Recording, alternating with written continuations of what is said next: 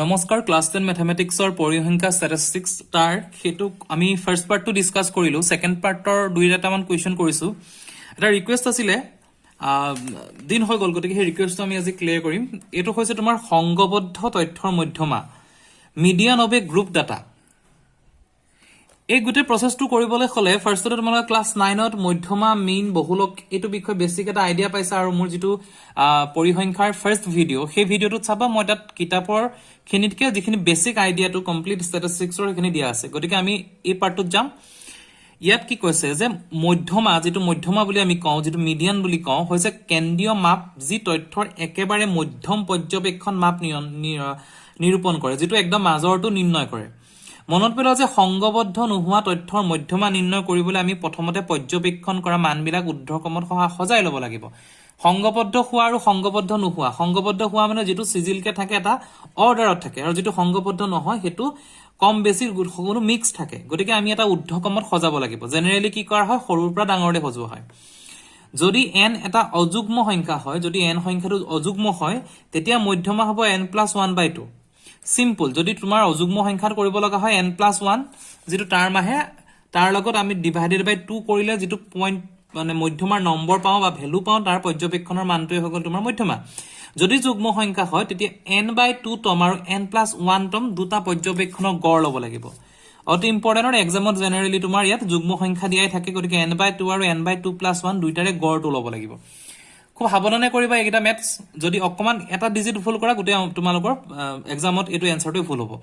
so আমি কিতাপৰ এটা উদাহৰণত যাম ধৰা হল আমি তলৰ তথ্যখিনি মধ্যমা উলিয়াব লাগে যত এটা টেষ্টত এক্সাম হৈছিল 100 জন ছাত্ৰ আছিলে ছাত্ৰই 50 মাৰ্কছৰ ভিতৰত পা নম্বৰ মানে 100 জন ছাত্ৰ এপিয়াৰ হৈছিল আৰু 50 মাৰ্কৰ এটা পৰীক্ষা কোৱেশ্চনটো চাবা লাভ কৰা নম্বৰ 20 29 28 33 42 30 38 43 and 25 এইকেইটা নম্বৰ পালে টোটাল 100 জনে 20 নম্বৰ কেজনে পালে 6 জনে 29 নম্বৰ এটো হিচাপত দিয়া আছে প্ৰতিটো নম্বৰ এগেইনষ্টত এইকেইটা হৈছে ষ্টুডেন্টৰ সংখ্যা গতিকে এই এটা বস্তু মনত ৰাখিবা এইকেইটাৰ যোগফল সদায় 100 হ'ব কোৱেশ্চনত যেটো দিয়া থাকে এইকেইটাৰ যোগফল সদায় হেতুই হ'বই লাগিব হল এতিয়া ইয়াৰ আমাক কি উলিয়াব দিছে মধ্যমা উলিয়াব দিছে মিডিয়ান আমি এটা যাম প্ৰথমতে আমি ঊৰ্ধ্বক্ৰমত সজাব লাগিব তলত দিয়া ধৰণে বাৰংবাৰটা ফ্ৰিকুৱেন্সি টেবুলখন প্ৰস্তুত কৰিব লাগিব ঊৰ্ধ্বক্ৰমত সজাবলৈ কি কৰিব লাগিব লাভ কৰা নম্বৰ আৰু ছাত্ৰৰ সংখ্যা প্ৰথমতে 20 পাইছিলে 25 পাইছিলে 28 পাইছিল 29 পাইছিল তোমাৰ 33 পাইছিল এটো হিচাপে সজাই লাষ্টলৈকে 43 যেটো হাইয়েস্ট নাম্বাৰ হেতু সজাব লাগিব কিন্তু আমাৰ এক কোৱেশ্চনত কি দিয়া আছিল কোৱেশ্চনত বস্তুটো খেলিমেলিকে দিয়া আছিল আমি হেতু সৰুৰ পৰা ডাঙৰলৈ একাধিক্ৰমে সজাই দিলো ওকে 43 লে হৈ গল ছাত্ৰৰ সংখ্যা 20 কেজনে পাইছিলে 6 জনে 25 পাইছিলে 20 জনে 28 পাইছিলে 24 জনে এনেকৈ আমি কন্টিনিউ সজালো এইকেইটাৰ সংখ্যা ওলালে টোটাল 100 এতিয়া চাবা মই এক্সামত তোমাৰ নিউমেৰিকেল দ্বাৰা এটা কনসেপ্ট দিছো এটো হল যুগ্ম সংখ্যা গতিকে কি হ'ব লাগিব n+1 this is equal to n গতিকে n+1 ডিভাইডেড বাই 2 মানে এটোৰ লগত এটা n হ'ব n/2 হলে 50 ওলাব আৰু n+1 ডিভাইডেড বাই 2 n+1 সৰি n/2+1 কৰিলে 51 ওলাব 51 আৰু 52 ৰ মধ্যমা ওলাব লাগে ইন জেনাৰেল এটো ম্যাথমেটিক্স কৰাৰ আগত তোমাক এটা বস্তু ইমাজিন কৰিবা চোৱা 50 টা ষ্টুডেন্টে দিছিলে গতিকে 100 টা ষ্টুডেন্টে এক্সামটো দিছিল গতিকে 50 টা ষ্টুডেন্টে যিখিনি মাৰ্কস পাব সেইখিনিতে আমাৰ মধ্যমাটো আহি যাব আৰু 51 নম্বৰ যেটো ডিজিট হ'ব সেই দুটা মিলালে মধ্যমা হ'ব গতিকে নরমাল এটো সালা বুজি পোৱা যায় যে মধ্যমাটো কেনেকৈ ওলাব ষ্টিল আমি ম্যাথমেটিক্সটো কৰিম যেহেতু n ইকুৱেল টু 100 যেটো এটা যুগ্ম সংখ্যা মধ্যমা হ'ব n/2 আৰু n/2+1 মানে 50 আৰু 51 পৰ্যবেক্ষণৰ গড় অৰ্থাৎ 50 তম আৰু 51 তম পৰ্যবেক্ষণৰ গড় এই পৰ্যবেক্ষণ কেটা উলিয়াবলৈ আমি তলত দিয়া ধৰণে আগবাঢ়িম এতিয়া যেটো কৰিছো এটো হৈছে কমিউটেটিভ ফ্ৰিকুৱেন্সি বুলি কোৱা হয় সঞ্চয় বাৰংবাৰতা 20 নম্বৰ পাইছিলে 6 জনে হল এটা 25 নম্বৰ কেজনে পালে 25 নম্বৰে কোৱেশ্চনত দিয়া আছিল 20 জনে কিন্তু 20 ৰ পৰা 25 লে কিমান কেজনে পালে 20 ৰ পৰা 25 লে পালে 20 নম্বৰটো 6 জনে পাইছিলে 25 নম্বৰ 20 জনে পাইছিলে গতিকে 26 জন 25 ৰ পৰা 28 লৈকে সৰি 25 ৰ পৰা 28 লে কিমান জন হল 25 ৰ পৰা 28 লৈকে কি কৰিব লাগিব আমি 20 টো থাকিব ইনভলভ হৈ কাৰণ 20 ৰ পৰা আৰম্ভ হৈছে 28 লে কি হল 26 ৰ লগত এই 25 ৰ ভ্যালুটো যোগ কৰিব লাগিব এই 26 পালো সৰি 25 ৰ ভ্যালু আছিল 26 আৰু 28 ৰ ভ্যালু আছিল 24 যোগ হল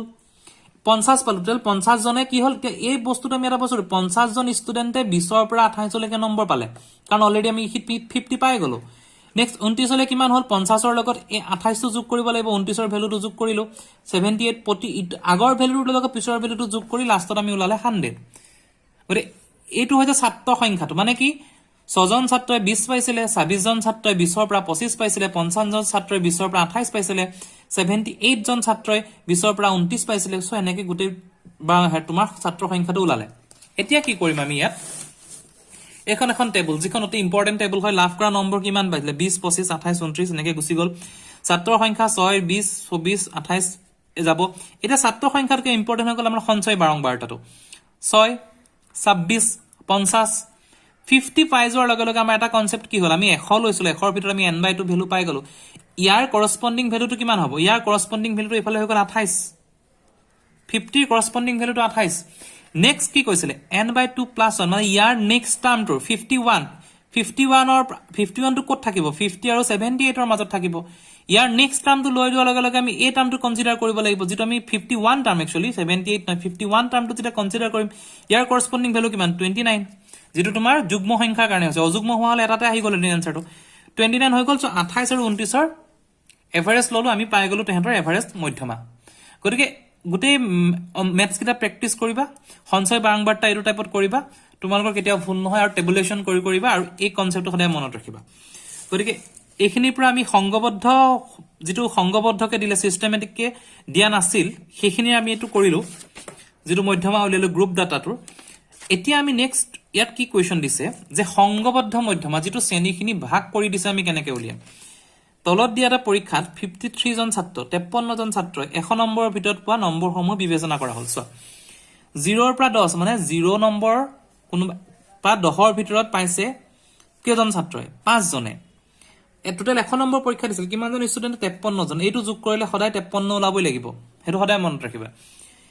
10 নম্বৰৰ পৰা 20 নম্বৰ কেজনে পাইছে 3 জনে 20 ৰ পৰা 30 নম্বৰ 4 জনে এনেকৈ গৈ প্ৰতি নম্বৰটো গুচি গল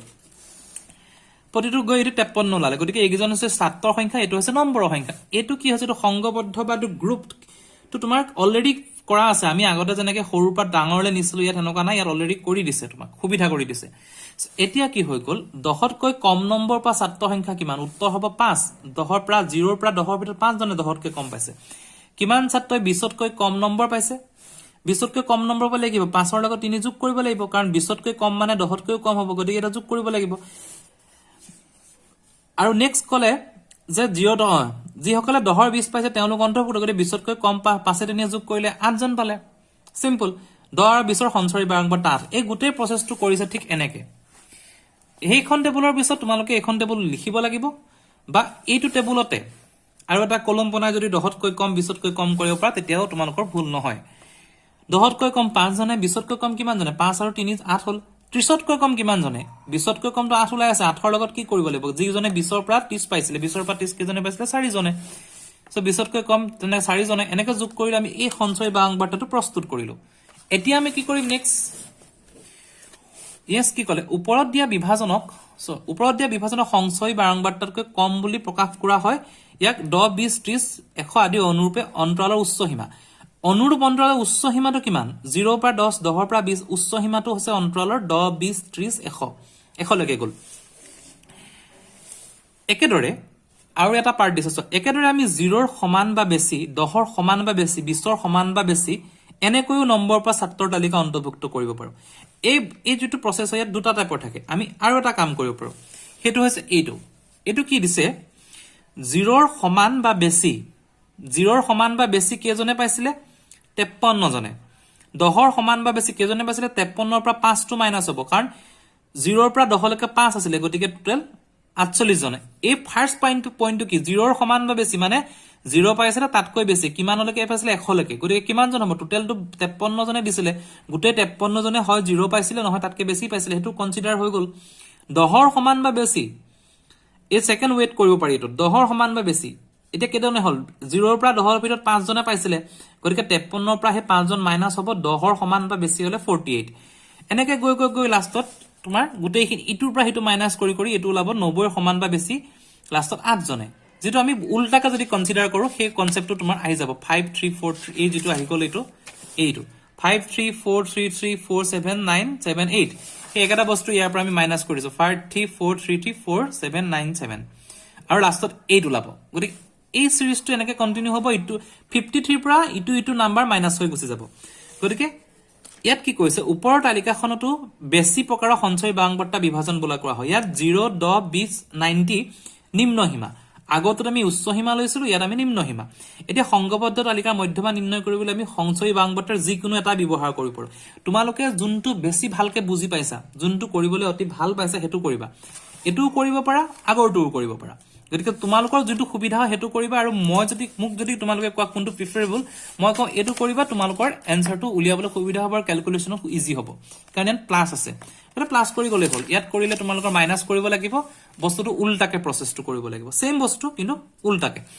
এটা হেখিনিৰ পৰা তালিকা দিলে 0 10 5 জন 20 20 3 জন মই যেটো ফাৰ্স্ট প্ৰিফাৰেন্স দিছিলো হেতুৱে কৰিলে সঞ্চয় বাংবৰ্তাটো এটো 53 ইয়াত উলালে এখিনি যোগ কৰিলে তোমাৰ ছাত্ৰৰ সংখ্যা 53 লাভ এতিয়া সংগবদ্ধ তালিকাৰ সঞ্চয় বাংবৰ্তা এতিয়া কি কৈছে যে এতিয়া আমি সংগবদ্ধ তথ্যৰ মধ্যমা পৰ্যবেক্ষণ কৰিবলৈ আমি সঞ্চয় বাংবৰ্তা আছে ক'ব নোৱাৰো কাৰণ মধ্যমা পৰ্যবেক্ষণ এটা শ্ৰেণী অন্তৰালৰ কোনোবা এটাৰ মান হ'ব পাৰে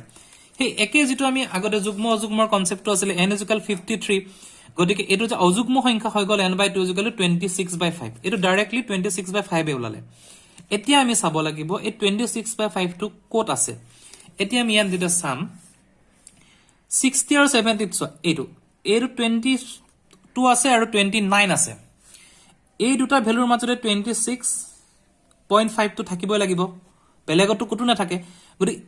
এই দুটা ভ্যালুৰ 22 তকে ডাঙৰ আৰু 29 তকে সৰু সেই ভ্যালুটোৰ কনসিডাৰেশন আহিলে 60 আৰু 70 গতিকে কি কৈছে ইয়াত 60 আৰু 70 সঞ্চয় বাংবৰ্তা হৈছে 29 গতিকে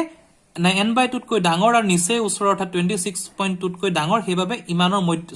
70 আৰু 60 70 হল মধ্যমাৰ শ্ৰেণী মধ্যমাৰ শ্ৰেণীটো কিমান হল 60 আৰু 70 যেটো অতি ওচৰ সব 22 আৰু 29 ৰ দুটাৰ লগত যদি কম্পেয়াৰ কৰো 26.5 টু 29 তকে 29 ৰ বেছি ওচৰত 22 তকে গতিকে আমি এই শ্ৰেণীটো মধ্যমা শ্ৰেণী হিচাপে কনসিডাৰ কৰিম আৰু সেই মধ্যমা শ্ৰেণীটো কনসিডাৰ কৰিলে মধ্যমা নিৰ্ণয়ৰ সূত্ৰটো দিছে L + L/2, CF / F * H ইয়াৰ গোটেই ডিটেইলছটো দিছে L হৈছে মধ্যমা নিম্ন সীমা 60 to 70 আছিল নিম্ন সীমা হৈ গল 60 দিয়া আছে সোৱা n পৰ্যবেক্ষণ সংখ্যা n ৰ ভ্যালুটো কিমান দি আছে তোমাৰ 53 n পৰ্যবেক্ষণৰ সংখ্যা n/2 পৰ্যবেক্ষণৰ সংখ্যা 53 এটো কৰিলে CF হৈছে তোমাৰ মধ্যমা শ্ৰেণীৰ পূৰ্বৱৰ্তী শ্ৰেণীৰ সঞ্চয় বাংবৰ্তা যেটো মধ্যমা শ্ৰেণী লৈছো তাৰ আগৰ যোনটো শ্ৰেণী আছিল তাৰ সঞ্চয় বাংবৰ্তা CF মধ্যমা শ্ৰেণীৰ আগৰ শ্ৰেণীৰ সঞ্চয় বাংবৰ্তাটো 22 এটো হৈ গল CF এটো CF আমি দি দিলো F হৈছে মধ্যমা শ্ৰেণীৰ বাংবৰ্তা যেটো আমি অলৰেডি পাইছো 22 মধ্যমা শ্ৰেণীৰ বাংবৰ্তা F হৈছে মধ্যমা শ্ৰেণীৰ বাংবৰ্তাটো হৈ গল তোমাৰ 7 মধ্যমা শ্ৰেণীৰ বাংবৰ্তা এটো 7 হল 7 so then H শ্ৰেণী দৈৰ্ঘ্য 10 বহাই দিলে আমি মধ্যমাটো পাই গলো গতিকে এটোৰ ফৰ্মুলা বেসড হয় যেতিয়া তোমালোকে এই টেবুলখন ফৰ্ম কৰিবা দেন তোমালোকে এটো ফৰ্মুলা ইউজ কৰিবা আৰু তোমালোকৰ এনসাৰটো আহিব প্ৰেক্টিস কৰিবা প্ৰেক্টিস নকৰিলে ষ্টেটিষ্টিক্সৰ এখিনি কোৱেশ্চন কৰিব নোৱাৰিবা গতিকে বাকি প্ৰসেসটো একেই হয় তোমালোকে চাই লবা আৰু যদি কিবা ডাউট থাকে মোক জনাবা 14.3 ইয়াৰ কোনোবা এটা কোৱেশ্চন মই নেক্সট এটা ভিডিঅত সলভ কৰি দিম থ্যাংক ইউ